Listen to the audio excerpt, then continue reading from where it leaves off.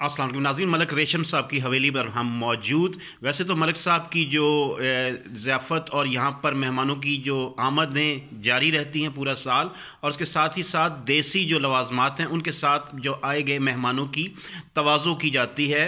अपने अपने मैं नाज़रीन को बताता चलूँ कि असल में हम लोग जो शहरों में रहते हैं और बहुत गुमान करते हैं कि हम बहुत अच्छी लाइफ गुजार रहे हैं, असल ज़िंदगी ये जो गांव में रहने वाले ढोक मेहर अली के जो रईस से ढोक मेहर अली मलिक रेशम साहब मौजूद हैं।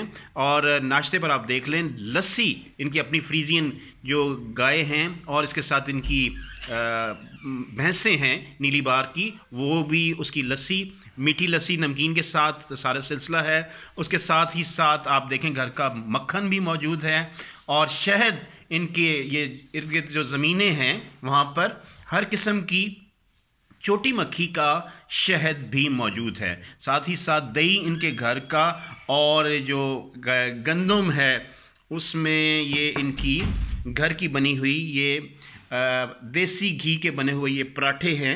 और नाज़रीन के मुंह पे पानी तो आ रहा होगा, मगर हमें इसी हवाले से इन जगहों पर आना चाहिए, विज़िट करना चाहिए पाकिस्तान के ये खूबसूरत शहर और ये घर की मुर्गियों के अंडे।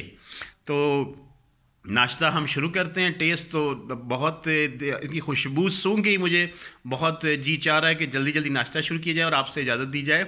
इंशाल्लाह नाश्ते के बाद हम जो आपका सवाल था मलिक साहब के हवाले से, जो तुर्की नस्ल के दुम्बे हैं और इसके बाद गंदम की और दीगर जो फसलें हैं, सब्ज़ मिर्च और टमाटर की जो इजनास हैं और किस तरह ये उगाई जाती हैं और मंडियों पर पहुंचाई जाती हैं, तमाम तफसीलात से आपको आगाह करेंगे।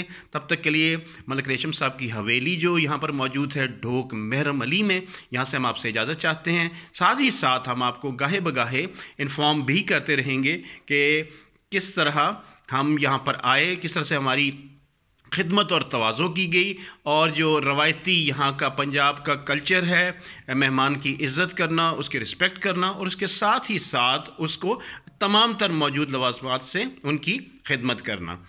तो अगली बार नए प्रोग्राम, नई जगह और इसी के साथ ही नए जो मौज़ूआत हैं उनके साथ आपके साथ हाज़िर खिदमत होंगे। तब तक के लिए ताहिर महमूद ख़ान को राइट्स टीवी से इजाज़त दीजिए। अल्लाह हाफ़िज़।